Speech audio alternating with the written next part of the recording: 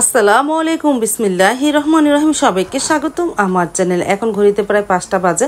আমি তো নিচে নামলাম। নামার পরে এই যে আমি গতকালকে ছোট ছোট নসিলা গ্লাসে দই পেতেছিলাম। মাশাআল্লাহ আমার দইটা ভালোই জমেছে, তাই তোমাদের একটু দেখাচ্ছি।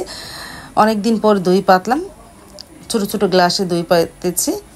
দেখো কতটা সুন্দর হয়েছে। এখন তুলে নিয়ে ফ্রিজে রেখে দিই। কম্বল দিয়ে কাঁথা দিয়ে ঢেকে রেখেছিলাম।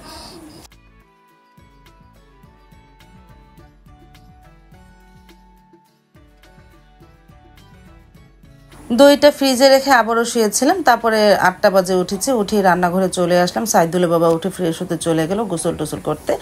আমি রান্নাঘরে রুটি সেঁকে নিতেছি আর ডিম পোস্ট করে দিব। আর 2 মেয়ে তো এখনও শুয়ে আছে, ওরা উঠে যা খায় খাবে না। আমি আর সাইদুলের বাবা ডিম পোস্ট দিয়ে পাউরুটি খাবো। সাইদুলের বাবা ডিম পোস্টটা একটু বেশি ভেজেছে, সে পাউরুটি ভিতরে ঢুকে খাবে।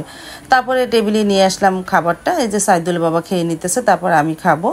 আর সাথে 1 গ্লাস দই তো পেতেছিলাম, ফ্রিজে থেকে বের করে নিলাম। সাইদুলের বাবা আর আমি মিলে খাই।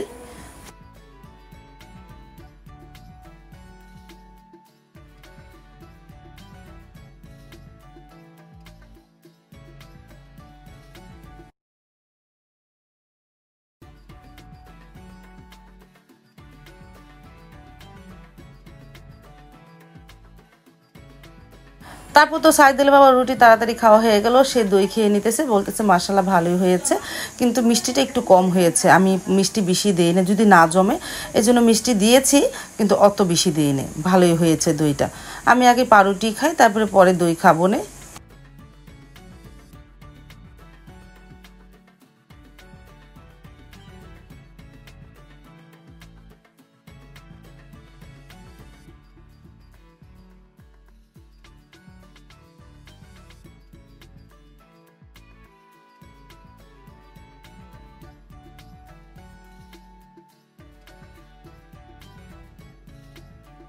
এই যে আমি খেয়ে নিতেছি। মাশাআল্লাহ দইটা বললাম না ভালো হয়েছে, বাসার নিজে পাতার দই, ভালোই লাগলো।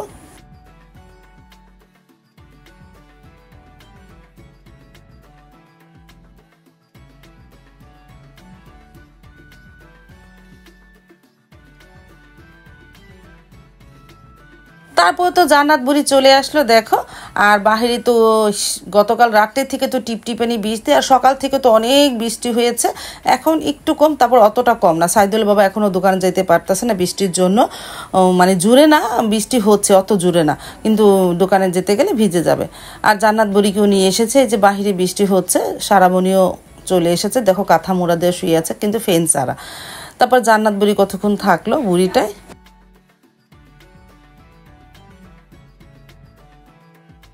ঘন্টা 2 পর রান্নাঘরে চলে আসলাম। আমি শাপলা বের করে রেখেছিলাম, বের করে লবণদা মেখে রেখেছি। ইলিশ মাছের মাথা দিয়ে রান্না করব, গরুর গোস্ত কষা কষা ভুনা করব, আর ভাত। এই দুপুরের মেনু। আজকে শুক্রবার, অবশ্য কিছু রান্না করলাম না। গতকালকে খিচুড়ি খেয়েছি দেখে আজকে আর কিছু করলাম না।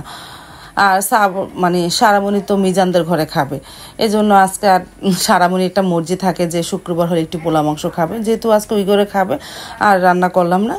তারপরে ভাত বসিয়ে দিলাম, ভাতটা বলকে এসেছে, আস্তে আস্তে হচ্ছে। আর এই চুলায় এখন শাপলা ভাজিটা করি। আমার কাছে শাপলা ভাজি অনেক ভালো লাগে। তেলের মধ্যে কালিজিরা ফোড়ন দিয়ে দিলাম। এখন এর মধ্যে পেঁয়াজ কাঁচামরিচ দিয়ে দিব। কালিজিরাটা দিলে ভাজিটা খেতে খুব ভালো লাগে। এখন সামান্য পরিমাণ একটু হলুদ দিয়ে হালকা নাড়াচাড়া করে ইলিশ মাছের মাথাটা দিয়ে দিব। তারপরে শাপলাও দিয়ে দিব। আর লবণ দিব না, কারণ শাপলাটা আমি লবণ দিয়ে মেখে রেখেছিলাম, এতে শাপলাটা নরম হয়, আর ধুতে গেলে অনেকটা শাপলার কষ বেরিয়ে যায়। তারপরে একটু হলুদ দিয়ে হালকা নাড়াচাড়া করে শাপলাটাও ধুয়ে এর মধ্যে দিয়ে দিই।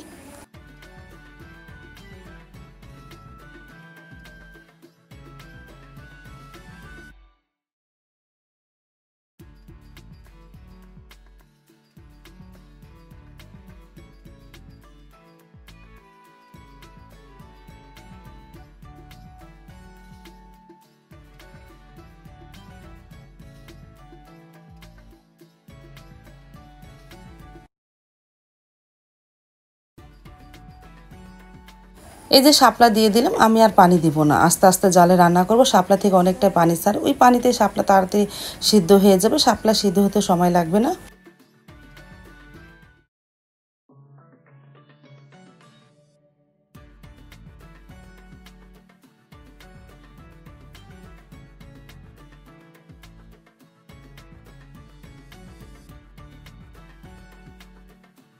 তারপর তো আস্তে আস্তে জালে শাপলাটা রান্না করেও ফেলে মানে ভাজি, মাশাল্লাহ সুন্দরই হয়েছে।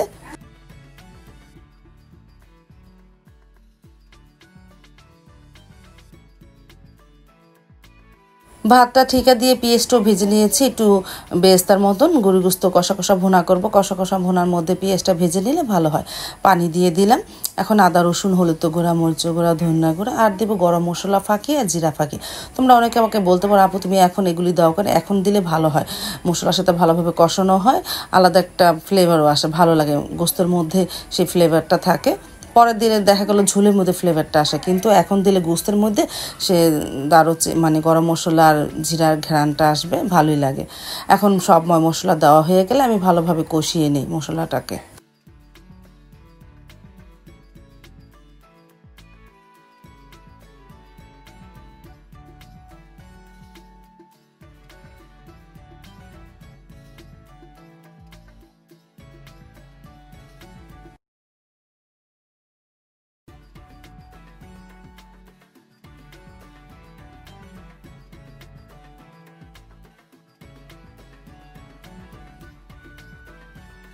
তারপরে যে ভালোভাবে মশলাটাকে কষিয়ে নিয়েছি, এখন গরু গোস্তটা দিয়ে দিই।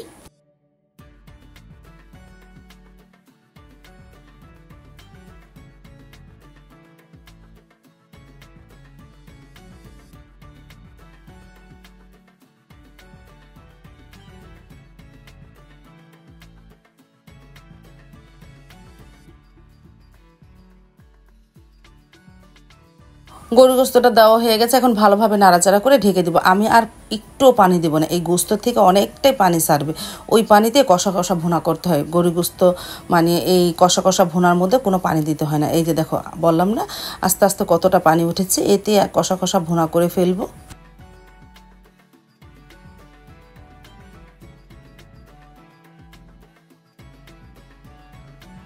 তারপর তো এই যে আমার গরু গোস্ত হয়ে গেছে, চারদিকে কতটা তেল উঠেছে আর গরু গোস্তটা কষা কষা ভুনাও হয়ে গেছে, মাশাআল্লাহ কালারটা অনেক সুন্দর এসেছে। দুপুরে রান্নাটা কমপ্লিট করে ফেললাম, শাপলা ভাজি, গরু গোস্ত ভুনা আর ভাত, এই দুপুরের মেনু। আজ তো জুম্মার দিন, সাইদুল বাবা জুম্মার নামাজ পড়তে চলে গেল, জুম্মার নামাজ পড়ে চলে এসেছে। এখন আমি আর সাইদুল বাবা খেতে বসে পড়লাম, সারামণি তো মিরানদের ঘরে চলে গেল খেতে, আমি আর সাইদুল বাবাই খেলাম। আর শাপলা ভাজিটা বললাম না আজকে অনেক মজা হয়েছিল।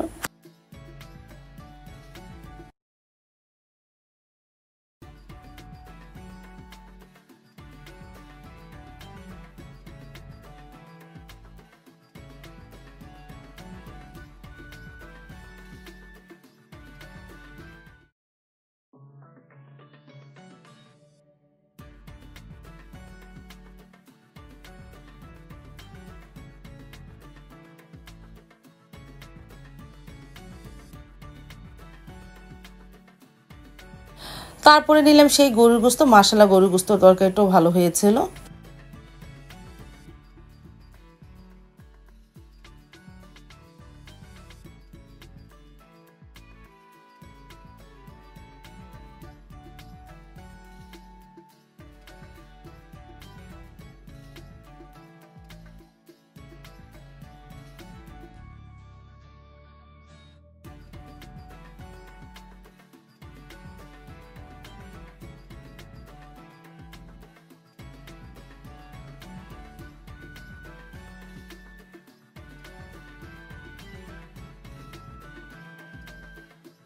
দুপুরে খাওয়া দাওয়া করে শুয়েছিলাম, এখন বাজে বিকেল 5:30।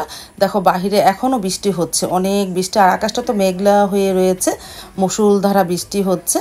তারপরে কি করব, মানে মন চাইলো একটু নুডলস খেতে, এই বৃষ্টিতে ভেজে পাশের দোকান থেকে, মানে আমাদের পাশে যে দোকান আছে একটা নুডলস নিয়ে আসি, এই জন্য বের হলাম, একটা নুডলস নিয়ে আসে, নুডলস রান্না করি। ডিম দিয়ে নুডলস খেতে ইচ্ছে করতেছে, ঝাল ঝাল করে বেশি কাঁচামরিচ দিয়ে রান্না করি। বৃষ্টির মধ্যে আর কি করব, বিকালে নাস্তা হয়ে যাবে না।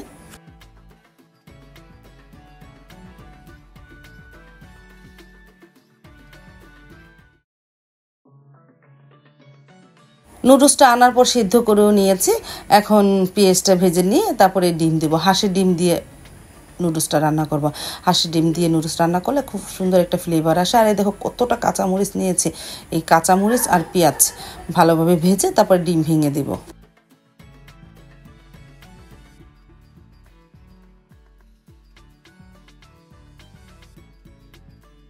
পেঁয়াজটা ভাজা হয়ে গেল, 2টা ডিম দিয়ে দিলাম। দেখো হাঁসের ডিমে তো কত বড় কুসুম হয়। আর সাথে মশলা দিয়ে দিলাম। এখন ভালোভাবে পেঁয়াজের সাথে মিক্সড করে তারপরে নুডলসটা ছেড়ে দিই।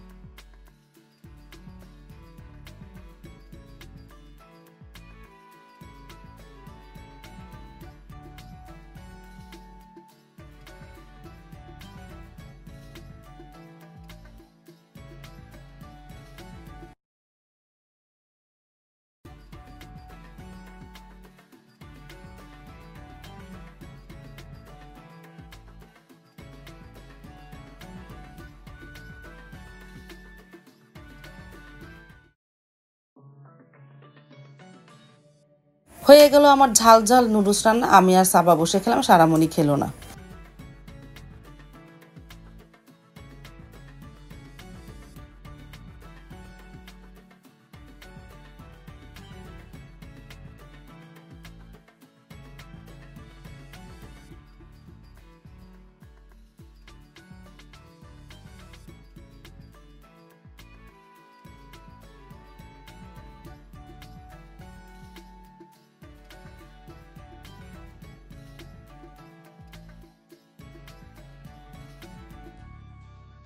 আজ তাহলে এই পর্যন্ত, দেখা হবে আগামীকালকে নতুন আরেকটা ব্লগ নিয়ে। আল্লাহ হাফেজ, আসসালামু আলাইকুম।